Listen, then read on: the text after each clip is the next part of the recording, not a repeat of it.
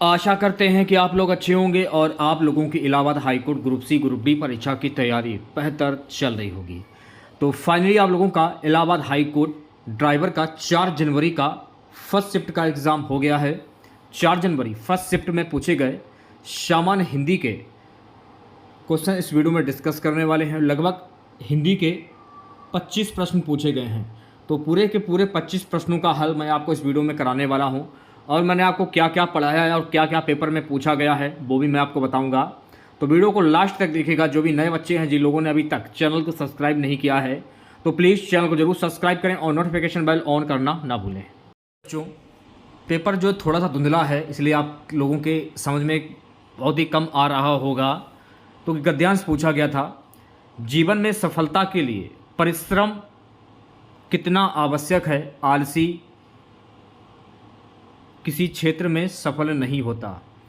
सफलता परिश्रमी की दासी है। वह परिश्रमी व्यक्ति के चरण को सदा तत्पर रहती है। विश्व में जितने भी महान व सफल प्राणी हुए हैं, वे प्रतिभाशाली होने के साथ साथ परिश्रमी भी थे। बोझा ढोने वाला अपने उद्यम के बल पर ही एवरेस्ट पर विजय पताका फहरा सका। नेपोलियन, अब्राहम लिंकन सभी विश्व के तेज धावक खिलाड़ी, वक्ता, नेता, अभिनेता, गायक सभी संघर्ष और परिश्रम द्वारा ही शिखर पर पहुंचे। नेपोलियन के शब्दाकोश में असंभव जैसा कोई शब्द नहीं था। उद्योग और कठिन परिश्रम से ही मनुष्य की कार्य सिद्धि होती थी, केवल इच्छा मात्र से ही। जैसे सोते हुए सिंह के मुख में मृग स्वयं नहीं घूमते। मनुष्य ने जितना अधिक संघर्ष किया, परिश्रम किया, अंत में उतनी ही अधिक उन्नति हुई। तो ये देखिए गद्यांश पूछा गया था। तो गद्यांश भी मैंने आप लोगों को कराया था। लगभग गद्यांश से 5 प्रश्न पूछे जाते हैं। तो मैंने आपको ये भी बताया था कि अगर आपने गद्यांश के ये 5 प्रश्न पूछ लिए तो ये प्रश्न बिल्कुल निःशुल्क के होते हैं, तो और कटाप के दायरे में आ जाते हैं। उपयुक्त गद्यांश का शीर्षक पूछा गया था गद्यांश में कि उपयुक्त गद्यांश का शीर्षक क्या है? परिश्रम का महत्व, महान व्यक्तित्व, जीवन का उद्देश्य, व्यक्ति का भविष्य। परिश्रम का महत्व, तो गद्यांश में देखते हैं क्या पूछा गया है। जीवन में सफलता के लिए परिश्रम नितांत आवश्यक है। तो ये जो गद्यांश जो है ना, ये परिश्रम का महत्व, परिश्रम पर ये आधारित गद्यांश है। तो इस प्रश्न का जो राइट आंसर जाएगा ऑप्शन नंबर ए के साथ में, क्योंकि महान व्यक्तित्व होगा नहीं, जीवन का उद्देश्य होगा नहीं, व्यक्ति का भविष्य होगा नहीं। तो परिश्रम से ही महान व्यक्तित्व बन सकते हैं और जीवन का उद्देश्य भी पता कर सकते हैं। व्यक्ति का भविष्य क्या रहेगा, परिश्रम करके ही ये गद्यांश का उद्देश्य है। अगला प्रश्न, निम्नलिखित में से ये पता नहीं क्या लिखा है। अनुघांगो शब्द का सही पर्यायवाची नहीं है। निष्क्रिय, शुग्न, आलसी या कर्मठ। कुछ समझ में नहीं आ रहा है क्या लिखा हुआ है ये। अगला प्रश्न देखिए पूछा गया था, सोते हुए सिंह के मुख में मृग स्वयं प्रवेश नहीं करते, वाक्य से लेखक का क्या आशय है? कुछ कार्य असंभव होते हैं। मृग शिकार होने से इच्छा नहीं रखता। परिश्रम से ही सफलता मिलती है। इच्छा इस सफलता का प्रमुख कारण है। तो कुछ कार्य असंभव होते हैं, ये तो गलत हो जाएगा। मृग शिकार होने की इच्छा नहीं रखता है। सोते हुए सिंह के मुख से मृग स्वयं प्रवेश नहीं करता, वाक्य लेखक परिश्रम से ही सफलता मिलती है। सोते हुए सिंह के मुख से मृग स्वयं प्रवेश नहीं करता, इच्छा इस सफलता का प्रमुख कारण है। सफलता से ही परिश्रम। जब देखिए सिंह अगर सो रहा है, शेर अगर सो रहा है, तो ऐसा तो है नहीं कि सिंह जो है यानी शेर जो है उसके पास मृग आएगा और उसके मुंह में चला जाएगा। जब तक सिंह जागेगा नहीं और जब तक शिकार नहीं करेगा तब तक वो उसको खाना नहीं मिलेगा। तो इसमें यही बताया जाता है, तो परिश्रम से ही सफलता मिलती है। तो इस प्रश्न का जो राइट आंसर जाएगा तीसरे वाले ऑप्शन पे। ठीक है। गद्यांश के अनुसार परिश्रम किस हेतु अनिवार्य माना गया है? परिश्रम किस हेतु अनिवार्य माना गया है? सफलता, प्रतिभा, कर्म, उद्योग। इसमें आपसे ये पूछा जा रहा है कि गद्यांश के अनुसार परिश्रम किस हेतु अनिवार्य माना गया है। चलिए देख लेते हैं कि परिश्रम हेतु क्या अनिवार्य माना गया है।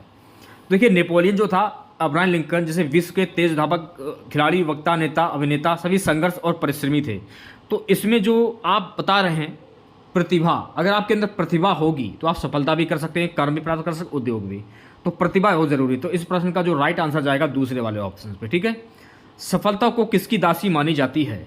सफलता को किसकी दासी मानी जाती है?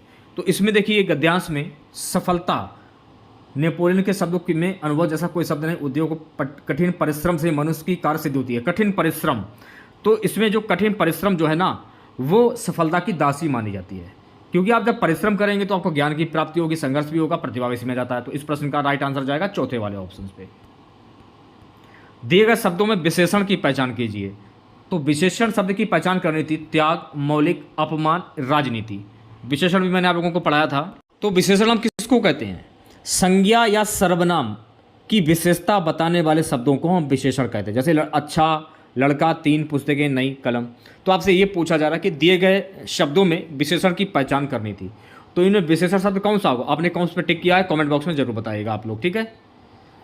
निम्न में अल्प शब्द का विलोम शब्द क्या होता है? यह प्रश्न पूछा गया था कि अल्प शब्द का विलोम शब्द क्या होता है। यह प्रश्न मैंने आप लोगों को कराया था, शायद आपको याद। तो अल्प शब्द का विलोम शब्द क्या होता है? अल्प शब्द का विलोम शब्द होता है अधिक, जिसे हम बोलते हैं प्रचुर, यानी प्रचुर मात्रा में। प्रचुर को क्या कहते हैं? अधिक कहते हैं। तो इस प्रश्न का जो राइट आंसर जाएगा ऑप्शन नंबर तीसरे के साथ में। निम्नलिखित में से एक वचन शब्द की पहचान कीजिए। तो एक वचन शब्द की पहचान करनी है। बच्चे, श्रीमती, पाठकगण। पाठकगण तो अनेक हो सकते हैं। श्रीमती, श्रीमती, बच्चे, नीतियाँ, श्रीमती, पाठकगण। तो पाठकगण में तो बहुत सारे लोग आ जाएंगे। श्रीमती, श्रीमती ये शर्मा, श्रीमती वो वर्मा, श्रीमती अंजू श्रीवास्तव। तो श्रीमती में जो है एक वचन शब्द हो जाएगा। तो इस प्रश्न का राइट आंसर जाएगा तीसरे वाले ऑप्शन पे। छोटी मुंह बड़ी बात, लोक तृतीय का अर्थ क्या होगा? ये भी प्रश्न मैंने आप लोगों को कराया था अपनी प्रैक्टिस सेट में। छोटी मुंह बड़ी बात, बिना कठिनाई के अच्छी आय होना, आपस की फूट से सर्वनाश होना, अपनी योग्यता से बढ़कर बात करना। जो छोटी मुंह बड़ी बात, बिना कठिनाई की, ये तो माँ कृष्ण होना तो गलत हो जाएगा। बिना कठिनाई की अच्छी बात, ये भी गलत हो जाएगा। आपस की फूट में, ये भी गलत हो जाएगा। अपनी योग्यता से बढ़कर बात करना। तो राइट आंसर की अगर मैं बात करूं, इस प्रश्न का राइट आंसर जाएगा चौथे वाले ऑप्शन पे।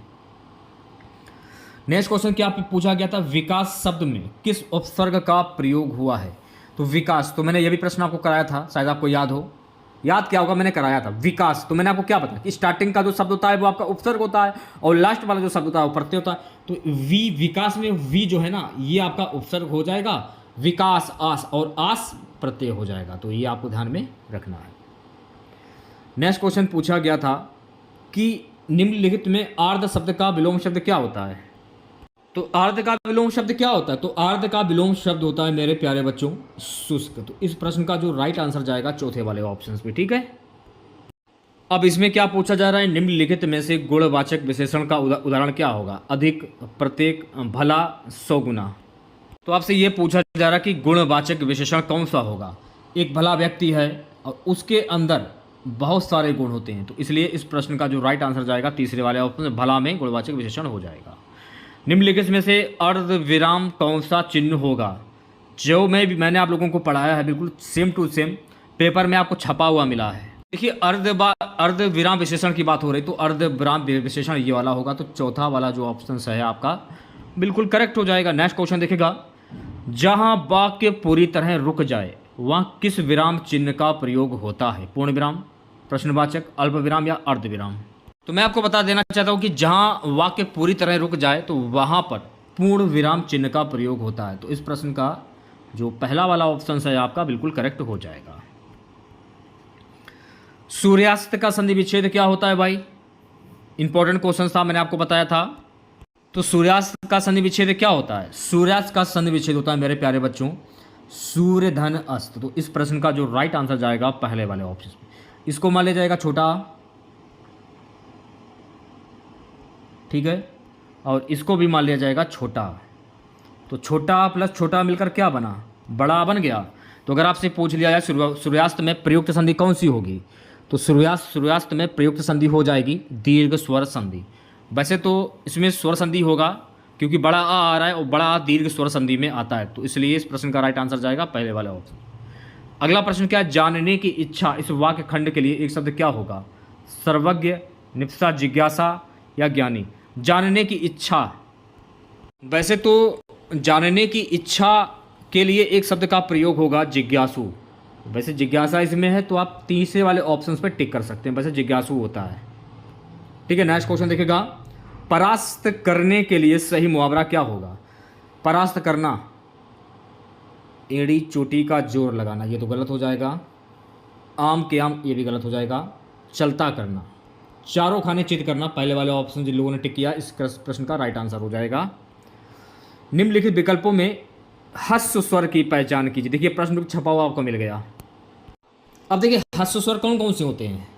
आ, ई, उ और री, ये होते हैं ह्रस्व स्वर।